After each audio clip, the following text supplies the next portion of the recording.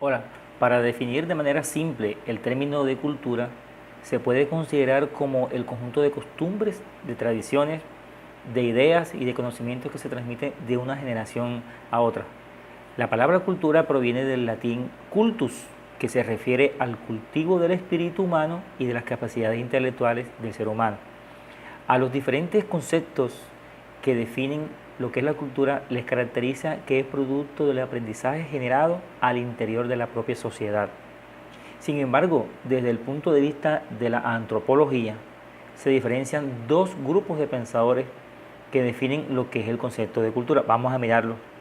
En primera instancia están los materialistas, que la definen como el comportamiento observado y los objetos materiales que facilitan la adaptación de un grupo social a su entorno en el cual se desarrollan. Ese entorno puede ser político o físico de manera específica. Por otra parte están el grupo de los mentalistas, que consideran que la cultura como un conjunto de reglas o de normas dadas para el comportamiento y fabricación de objetos materiales. Dicen que la cultura solo existe en el intelecto de cada investigador, es decir, consideran que la cultura es una abstracción. Sin embargo, de estas corrientes que de manera muy superficial hemos analizado, se rescatan las siguientes apreciaciones en relación con lo que es la cultura. Primero, que se hace referencia a los comportamientos de un grupo social. Segundo, que todos los aspectos de la cultura a un grupo específico responden a un modelo único. Tercero, que todas las culturas son sujetas a cambios por el contacto con otros grupos y su relación incluso con el medio ambiente y de cambios internos en el grupo social. Cada cultura responde a un conjunto de símbolos determinados con los cuales se comunican los integrantes de ese grupo social. La vida social se desarrolla dentro del grupo y las reglas al interior de cada grupo no son rígidas, están sujetas a cambios. Y séptimo, cada cultura se transmite de generación en generación. Nosotros nos preguntamos, ¿para qué sirve el término cultura? Nosotros podríamos deducir que nos sirve para facilitarnos en gran medida la predicción de la propia conducta humana en relación con la conducta normativa de sus miembros. Habiendo analizado estos conceptos de lo que es cultura desde el punto de vista de la antropología, tenemos también que siempre mencionar algunos conceptos que son importantes y que siempre lo vamos a tener presente cuando nos refiramos a lo que es la cultura, porque tiene que ver con el desarrollo de no solamente de los diferentes grupos sociales, sino del comportamiento entre diferentes culturas, como por ejemplo lo que es la enculturación. Se aprecia cuando en un grupo social sus costumbres permanecen sin mayores cambios dentro de una generación a otra. Y es porque de manera consciente o inconsciente una generación joven adquiere conocimientos sociales y modos de comportamiento de una generación mayor.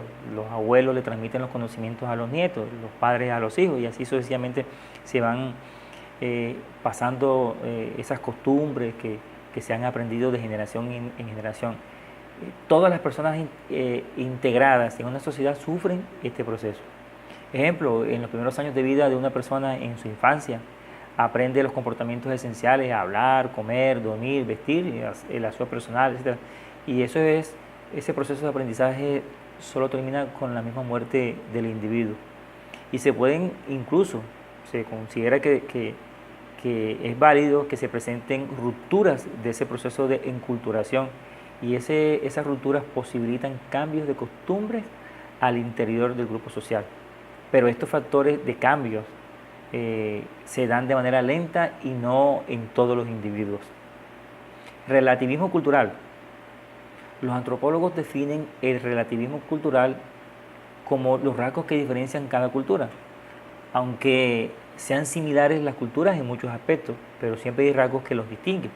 Y se considera, por ejemplo, que lo bueno o lo malo, desde lo moral y ético de una cultura, depende del contexto cultural que define el mismo término, por lo que se considera que no existen normas éticas universales. Hay un ejemplo, y lo encontramos en las relaciones de la poligamia que se dan en algunos pueblos según sus realidades económicas. Relativismo cultural establece que toda pauta cultural debe ser respetada y válida como las demás. A diferencia del etnocentrismo, que es la tendencia a considerar la forma de vida propio, prefiriéndolo al de la forma de vida de los demás.